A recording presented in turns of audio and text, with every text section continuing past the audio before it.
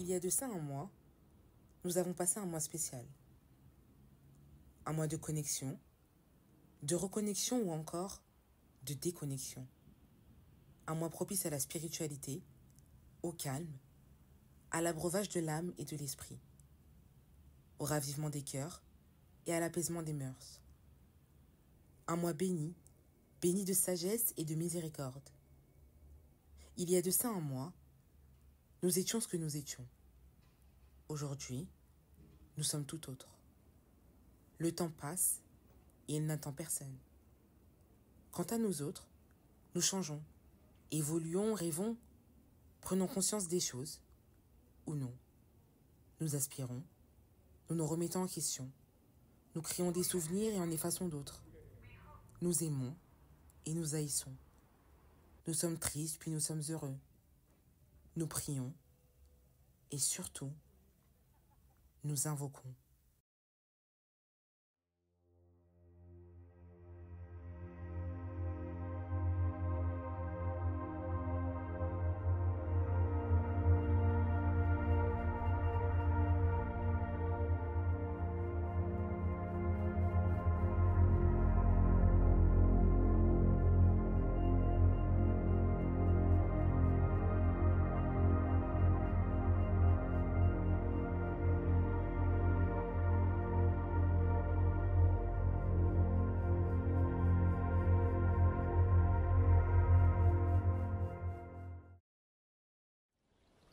Vous êtes-vous déjà penché sur la profondeur des océans et leurs étendues?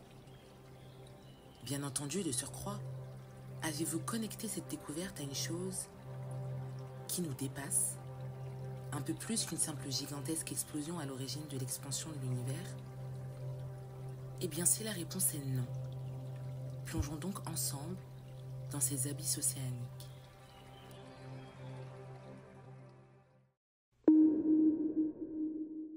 Notre chère Terre à la préciosité contestable est composée à 71% d'eau. À diverses profondeurs et températures, cette eau peut être salée ou douce. À ces profondeurs, l'homme y attribuera une moyenne de 3700 mètres.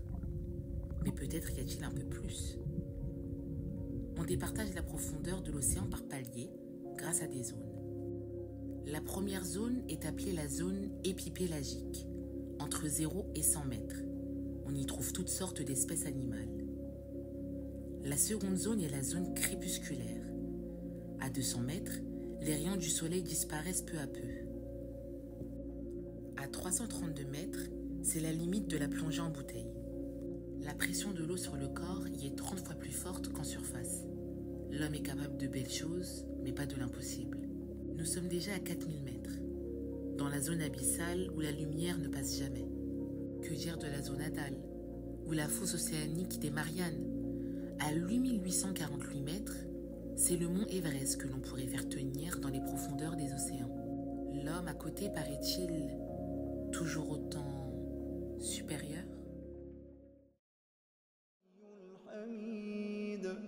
ولو أن ما في الأرض من شجرة أقلام والبحر يمده من بعده 7 أبحر ما نفدت كلمات الله إن الله عزيز حكيم.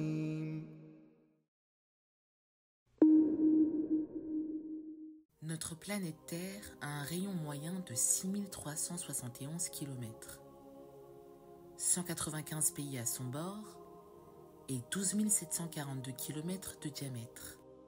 Il est d'autant plus étonnant que la Terre n'est pas le centre du monde. En effet, la Terre n'est pas la seule planète de notre système solaire et elle n'est sûrement pas la plus grosse. Mercure, Vénus, Mars, Jupiter, Saturne, Uranus ou encore Neptune sont d'autant plus belles et intéressantes. والسماء بنيناها بأيد وإنا لموسعون والأرض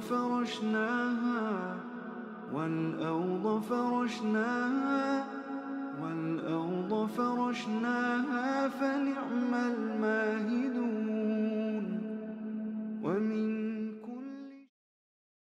plus l'on s'éloigne du Soleil, plus les planètes ont des températures négatives, comme Uranus et Neptune, où la température oscille respectivement entre moins 226 et 197 degrés et 213 degrés. Lorsque je m'interroge au sujet de l'emplacement de la Terre, je me questionne. Pourquoi la Terre, seule planète porteuse de la vie, a une température moyenne de 15 degrés? Pourquoi est-elle placée ni trop loin, ni trop près du Soleil? Lorsque la nuit tombe, la Lune éclaire nos âmes vagabondes et nos lectures. Que dire des étoiles? On en compte entre 200 et 400 milliards seulement dans notre galaxie, si ce n'est pas plus. Lorsque vous levez la tête, les étoiles que vous voyez ne sont qu'un petit pourcentage de celles qui brillent ailleurs. L'homme se tromperait-il lorsqu'il pense que la Terre fait l'homme et que l'homme fait la Terre? Quel est le lien de causalité? Notre univers est large, si large que notre galaxie, la Voie lactée, contenant des milliards d'étoiles et un système solaire composé de diverses planètes, n'est pas la seule. On compterait dans l'univers non pas 1000, non pas 1 million, mais bien 2 billions de galaxies dans notre univers. À côté de tout cela, l'homme pourrait-il continuer de se sentir supérieur? Lorsque l'on s'intéresse aux océans, au ciel, aux planètes, aux étoiles, à l'univers, aux galaxies, une question relève être de la plus grande importance. Qui? Qui est à l'origine de tout ce qui nous surpasse?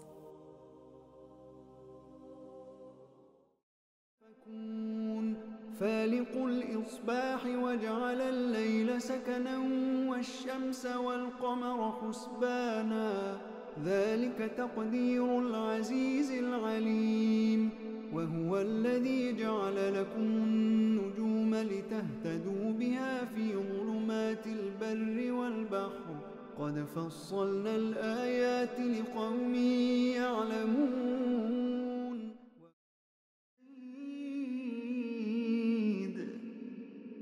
ألم تر أن الله يسجد له من في السماوات ومن في الأرض والشمس والقمر والنجوم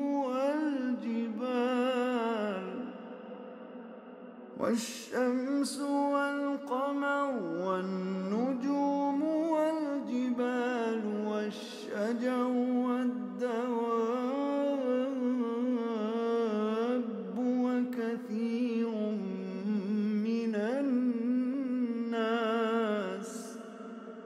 وكثير حق عليه العذاب ومن يهن الله فما له من مكرم إن الله يفعل ما يشاء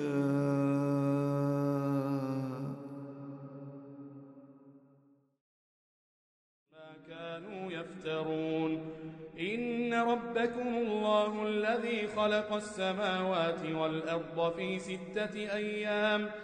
ستة أيام ثم استوى على العرش يغشي الليل النهار يطلبه حثيثا والشمس والقمر والنجوم مسخرات بأمره ألا له الخلق والأمر تبارك الله رب العالمين ادعوا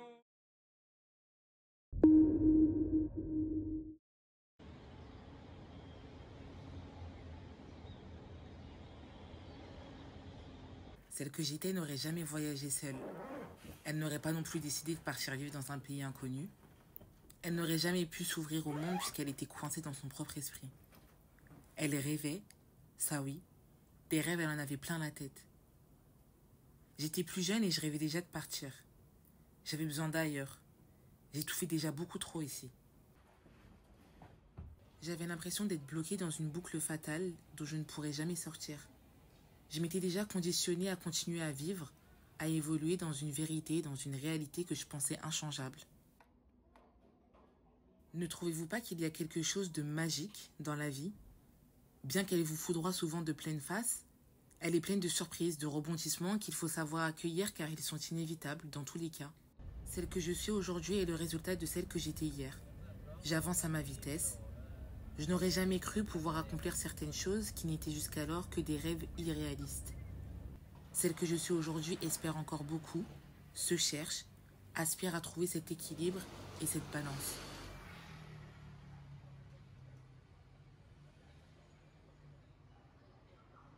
Celle que je serai, la moi du futur, j'en ai aucune idée. Angoissée par l'avenir, ralentie par le passé, j'essaye de vivre le moment présent. C'est un exercice de chaque seconde, surtout lorsqu'on est une personne qui réfléchit beaucoup. La moi du futur espère sûrement le mieux pour elle-même, la paix, peut-être le bonheur, peu importe sa forme, la santé et l'entièreté dans toutes ses épreuves. Ne pas avoir peur de réussir ou de briller.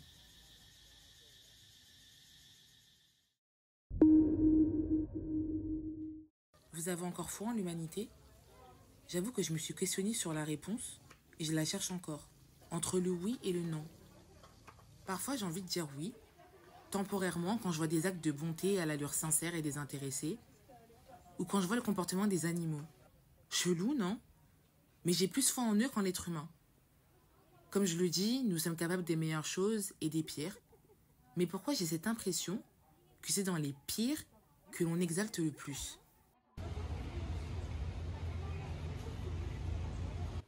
C'est dans le nous que nous sommes le moins glorieux.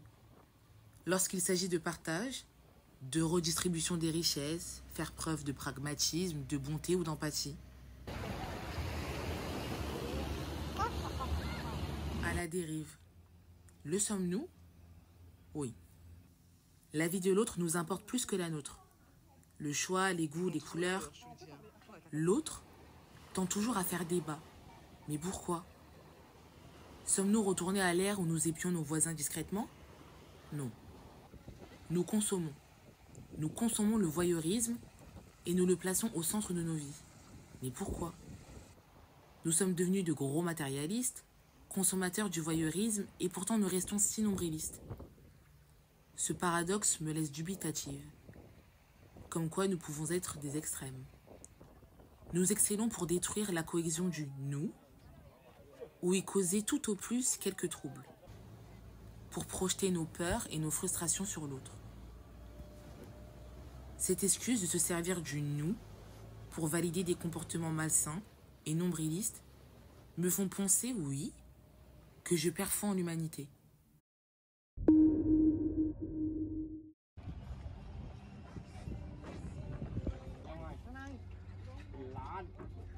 Vous pensez que le temps guérit tout? Moi, non. Je pense qu'il joue un rôle dans la recherche d'une balance dans la vie. C'est avec le temps que l'on arrive à ajuster et trouver le bon équilibre d'absolument tout. Pour moi, il faut même toute une vie pour trouver cette quiétude d'esprit, cette quiétude de vie. Le temps qui reste et qui tue, le temps qui efface et qui guérit. Pour moi, il y a vraiment deux écoles. Le temps que l'on subit et celui que l'on utilise à des fins thérapeutiques. Le temps n'efface pas tout, c'est faux. Il atténue à moindre mesure. Le temps n'efface pas les blessures. Le temps ne remplace pas les excuses.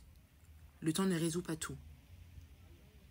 S'en servir de la mauvaise manière crée des frustrations et des blessures qui s'infectent à nouveau, des points de suture qui sautent. Il crée aussi de la distance. Il sépare des mondes, des univers, des âmes. Il crée des fossés que l'on ne peut rapprocher même d'un pas. Bon, guys, ça y est, on est sur la fin de notre trip sur les petites îles autour de Krabi. Je suis très contente de cette journée. Ça s'est super bien passé, ça m'a fait énormément de bien. Je suis très contente de pouvoir rester un petit peu dans ce mood et dans cette vibe très calme et très apaisante du Ramadan. J'aimerais... Non, en vrai, je suis contente parce que j'ai quand même réussi à avoir ce que je voulais du fait de me reconnecter avec la nature. Donc ça, je suis très heureuse. Franchement, c'est vraiment reposant et je pense que j'avais vraiment besoin de ça pour mon esprit, surtout après un long mois de Ramadan. J'avais vraiment besoin de rester vraiment dans ce mood de calme, dans ce mood vraiment apaisant. Donc je suis vraiment contente de l'avoir vie à Bangkok, elle est beaucoup plus rapide. Bon, après, c'est une grande ville, donc c'est normal. C'est très rapide, c'est beaucoup pollué, c'est très bruyant aussi. Donc là, je suis très contente d'avoir pu faire ce trip. Vous voyez, là, c'est très calme. Là, j'admire la vue qui est vraiment magnifique, incroyable. Le coucher de soleil, je peux même pas parler. La lune, elle est rose. Franchement, c'est... Je regrette pas du tout d'être venue à Krabi. Je suis très contente. Et là, je me dis vraiment, il y a un Dieu sur terre. Vraiment, il y a vraiment un Dieu sur terre parce que pour designer des choses comme ça, pour créer des choses comme ça, c'est pas possible que ce soit fait par un humain. Je vous le dis, ce n'est pas possible. La nature, c'est vraiment je pense que c'est une preuve. Il n'y a pas plus évident que la nature comme preuve que vraiment Dieu il existe et qu'il est vraiment grand en fait. C'est un truc de malade. En tout cas, je suis très contente et j'espère que ce trip va m'aider dans mon cheminement spirituel et que ce vlog aussi va vous faire plaisir, va vous faire du bien et va vous aider peut-être aussi dans une avancée spirituelle et en tout cas dans un apaisement. Parce que c'est ce qu'on recherche, c'est le but d'une vie. C'est d'être apaisé, de trouver la paix un jour. Donc voilà, des grosses bises. C'est une arme folle. Elle apaise un temps et atténue de vieux ressentiments. Il permet de comprendre ce qu'on a raté et qu'on aurait pu faire mieux. Il permet de grandir, d'apprendre et de mûrir. C'est la base qui vous permet de comprendre toute chose dans sa globalité. Il est consommé et consommable. Lorsque le temps passe, il ne revient pas. Contrairement aux occasions, par exemple, qui se représenteront si ta vie le décide. Le temps tue et ravive. Il est tout et son contraire dépendant de celui qui l'utilise, de quelle manière et de quel côté du miroir. Autant, me diriez-vous ? Oui. Autant en emporte le temps.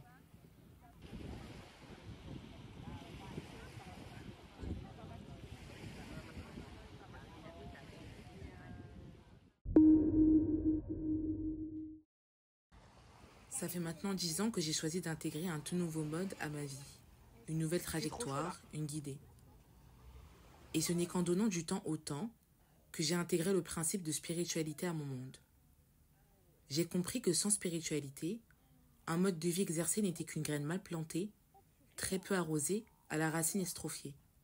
Lorsqu'une graine essaye de devenir une fleur sans eau ni lumière, chaque effort qu'elle fournit n'est que vain. Elle aura beau se tourner vers d'autres sources, vers ses voisines, elle n'aura jamais assez de quoi survivre. En partant à Krabi, j'ai voulu me déconnecter. Tout déconstruire pour mieux reconstruire. Planter la graine différemment, ailleurs, avec tout ce qu'il lui faudrait pour fleurir de la plus belle des manières. J'ai voulu revenir aux choses qui me dépassaient, qui sont bien plus grandes et bien plus importantes que moi. La création dans toute sa globalité, la nature, les animaux, les gens. Me reconnecter et en tirer les meilleurs enseignements, c'est de cette spiritualité-ci dont je vous parle et que je place désormais avant tout. Je sais que différentes portes se sont ouvertes à moi pour revenir au bienfait de Dieu. Et je sais que c'est lui qui m'a ouvert ces portes et qui continuera de m'en ouvrir d'autres, j'en suis sûre. Le voyage est peut-être ma thérapie pour aller mieux et contrebalancer ma vie. La solitude me donne envie de voyager et le voyage d'être seul. C'est de là que vient le terme solualité. Ma solitude en moment de tempête et ma spiritualité comme boussole qui m'aideront à façonner cette vie qui est la mienne. Faire le vide sonore et social, pour ne pas dire même faire le vide de la pollution sociétale. J'ai lu un livre du docteur Deepak sur la conception du bonheur. Pour lui, nous devons en majorité travailler personnellement sur notre bonheur. Ce n'est pas quelque chose qui tombe du ciel. Il qualifie d'ailleurs le bonheur d'illumination. Eh bien, c'est sur cette route-là que je veux avancer, peu importe le nom que porte le bonheur. Il dira dans un passage de son livre « Ni le cerveau, ni vos gènes ne sont des structures figées. Au contraire, ils se modifient à chaque minute de votre vie. Ils changent et évoluent sans cesse. Vous êtes toujours influencé sur le plan génétique par des expériences nouvelles.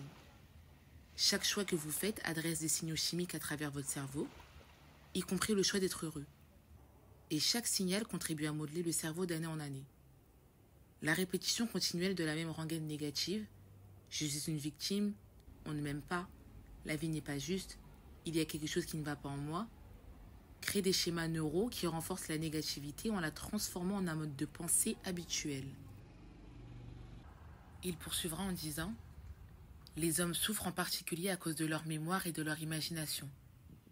Nous gardons en nous les blessures du passé et nous imaginons que l'avenir apportera son lot de souffrances. Les autres créatures ne se tracassent pas en pensant à la vieillesse, à la décrépitude et à la mort. Elles ne s'accrochent pas au passé, elles n'ont ni grief ni ressentiment.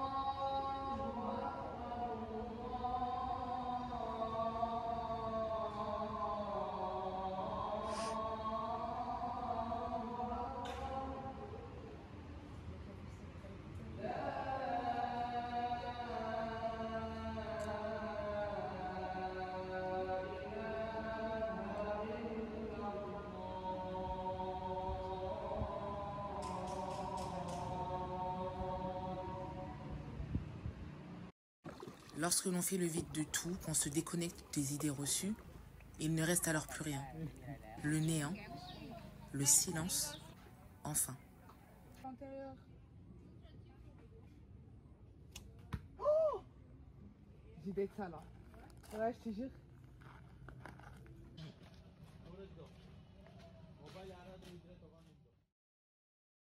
À travers ce temps que nous venons de passer ensemble, prenons conscience qu'il ne reviendra pas. C'est lorsque le temps est à votre portée de main qu'il est utilisable et malléable. Après ça, ce qui est passé est mort. Ce temps, je réalise qu'il me sépare de celle que j'étais il y a un an et il me séparera de celle que je serai demain. Il me sépare de ma mort certaine, mais m'en a rapproché il y a de ça un an. Le temps, je suis consciente de la grandeur de celui qui l'a créé et octroyé à qui l'a voulu, à une période voulue. Je comprends que pour toute chose, il y a un début et une fin. Que même le temps cessera d'être temps lorsque l'immortel et le créateur de toute chose l'aura décidé. Pendant ce temps, essayons. Trompons-nous, soyons reconnaissants, soyons bons les uns envers les autres, soyons conscients. Devenons les meilleures versions que l'on a envie d'être, les aventuriers qu'on a envie d'être, l'ami qu'on a envie d'être. J'arpente ce chemin, il est long mais tellement enrichissant. Quelques kilomètres seulement me séparent de la version si terne de moi-même. La passerelle entre nos deux versions n'est pas qu'une histoire de temps, Océane. C'est une histoire de miséricorde, c'est une histoire d'invocation.